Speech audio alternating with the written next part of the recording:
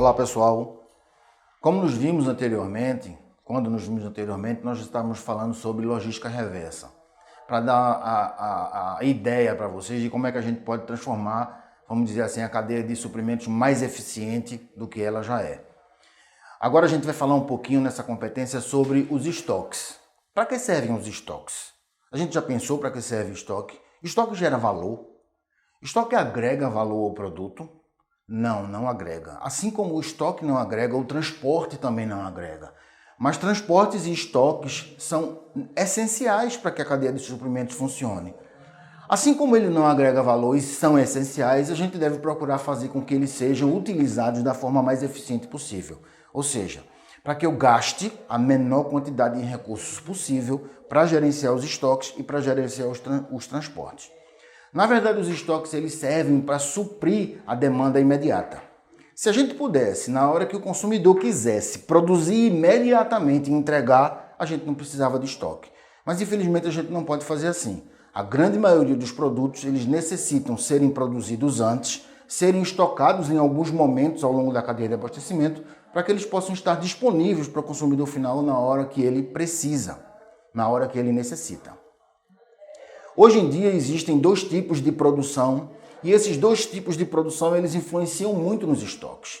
Nós temos o tipo de produção puxado e o tipo de produção empurrado. No tipo de produção empurrado, eu previamente produzo, estoco e empurro para o mercado.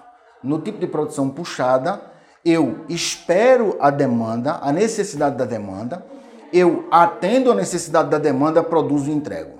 Então, nesse segundo tipo de produção, a gente gera menos estoque, transforma o processo de produção e o processo de distribuição num processo mais eficiente, ou seja, a gente gasta menos.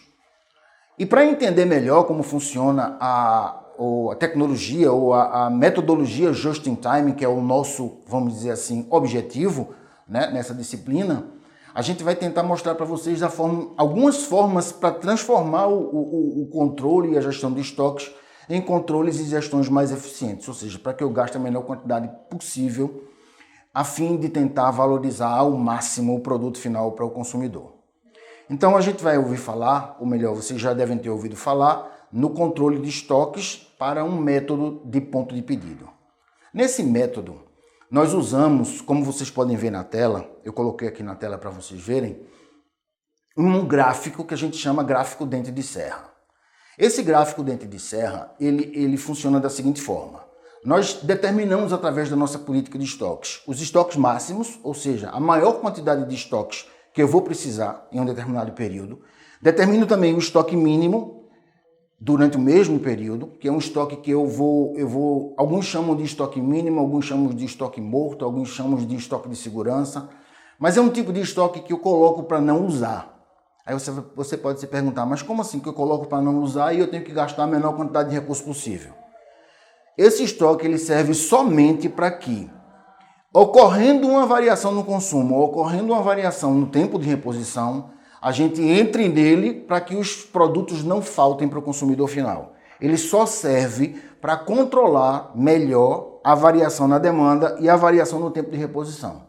Esse método ele só funciona para quando eu consigo prever com algum grau de segurança tanto a demanda quanto o tempo de reposição. Se eu não consigo prever muito bem a demanda e se eu não consigo prever muito bem o tempo de reposição, esse método não é recomendado. Então nós temos aqui, olha, vocês podem observar no gráfico, eu chego no meu estoque máximo, o tempo vai passando, que é a linha do eixo do X, e vocês vão vendo que o consumo vai fazendo com que o estoque diminua, até chegar em um ponto marcado com um X aí, que a gente determina como ponto de reposição ou ponto de pedido. E aí eu starto um pedido para o fornecedor, o consumo continua funcionando, eu continuo consumindo, e aí acontece o tempo de reposição, ou seja, o pedido, enquanto eu estou consumindo, o pedido chega, o estoque é reposto para o ponto máximo, e aí a gente continua de novo, diminuindo o estoque em função do consumo. Quando chega no ponto de pedido, a gente espera o tempo de reposição. O tempo de reposição ele tem que ser preciso para que antes de eu chegar no consumo do estoque mínimo, essa reposição aconteça e o estoque volte para os estoques máximos e assim sucessivamente. Então, eu mostrei aqui no gráfico, inclusive, tem um sinal ali de que não pode, de que é proibido, uma coisa que a gente chama, nesse método, de ruptura de estoque. É quando ou o tempo de reposição, ou o tempo de reposição, ou a demanda, eles não foram calculados com muita precisão, ou então houve uma variação muito grande, eu não consigo entregar o lote de reposição em tempo hábil, e aí a gente tem o que a gente chama de ruptura de estoque. Isso significa dizer que o estoque faltou. O estoque faltar, ele causa uma série de problemas. Se faltar na indústria, a gente tem a paralisação da linha de produção, além do fato de quando eu paraliso na linha de produção, eu afeto também a distribuição, afeto o produto chegar ao consumidor final. Então são efeitos indesejáveis, o gestor de estoques ele tem que ter muito cuidado com isso. Vamos lá, o ponto de pedido ele é calculado pela fórmula que eu coloquei aqui também para vocês olharem, né?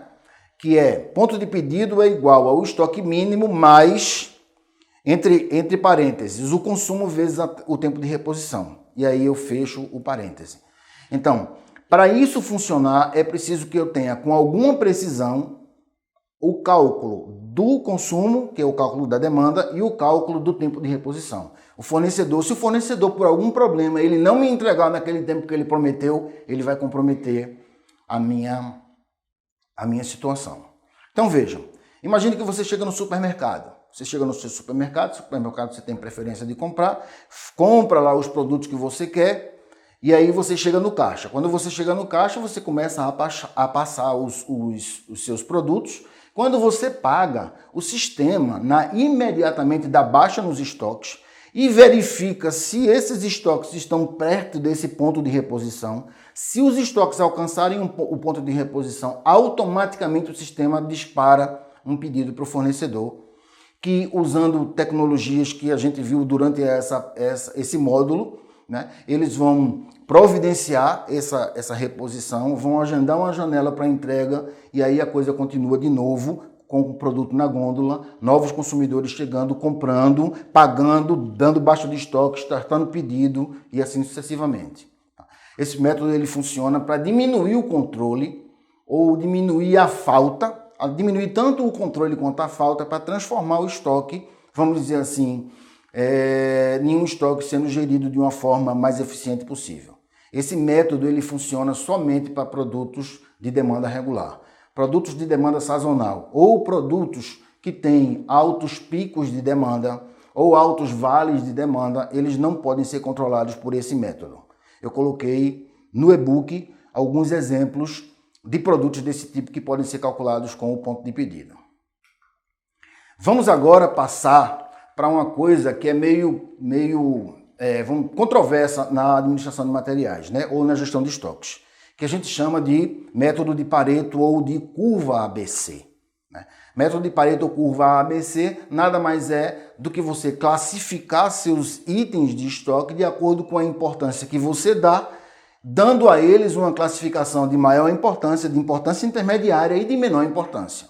A gente faz isso para que a gente possa montar estratégias específicas para cada um desses itens de estoque, ou melhor, para cada um desses grupos de itens de estoque, que a gente chama de grupo A, grupo B e grupo C.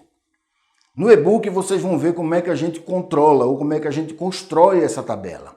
A gente elenca todos os itens de estoque, depois a gente coloca o valor do consumo, a quantidade de consumo, coloca a quantidade de itens unitário, e aí a gente, no próximo passo, calcula o valor que foi realizado, por exemplo, por vendas, multiplicando a quantidade de itens vendidos pelo preço unitário. Na sequência, a gente pega esses valores e acumula, colocando sempre o primeiro valor e o segundo valor somado com o valor anterior, o terceiro valor somado com o valor anterior, o quarto valor somado com o valor anterior, de forma que quando eu chego no último item eu tenho o valor total do consumo. E aí, finalmente, a gente vai calcular com uma última coluna formando o percentual relativo do valor acumulado para cada item de estoque. Fazendo isso, nós vamos perceber que, de uma maneira em geral, nós vamos encontrar 20% aproximadamente dos estoques fazem parte dos produtos classe A, Ou seja, eu chego a 20% de volume, vamos dizer assim, de itens de estoque, concentrando aproximadamente 50% do volume de preço ou volume de produtos vendidos. Então eu tenho uma quantidade pequena de estoque com uma quantidade grande de, vamos dizer assim, volume financeiro desses estoques. Isso faz eu automaticamente prever ou preparar uma política de estoque especial para esses itens. Esses são os mais importantes do meu estoque. Do ponto de vista dos itens da classe B, nós temos o inverso. A gente tem uma quantidade maior de produtos com uma quantidade intermediária, vamos dizer assim, de participação no faturamento ou na receita. E finalmente, nos itens classe B, a gente tem uma quantidade muito maior de produtos com uma quantidade muito pequena, vamos dizer assim, do ponto de vista financeiro. O que nos leva, não é, a estabelecer uma política, digamos assim, de menos importância para esses produtos e da classe C. Como vocês podem ver, eu coloquei aqui na apresentação, vocês estão vendo aqui uma curva ABC, né, da empresa ML Estoques Limitada. Nós vemos aqui, ó, aqui nós temos no eixo dos X nós temos os itens de estoque, no eixo dos Y nós temos os valores acumulados de consumo. E aí vocês veem uma quantidade de consumo grande para apenas 2 produtos. Depois uma quantidade de consumo intermediária para 3 produtos. E finalmente uma quantidade menor de consumo para o resto dos produtos.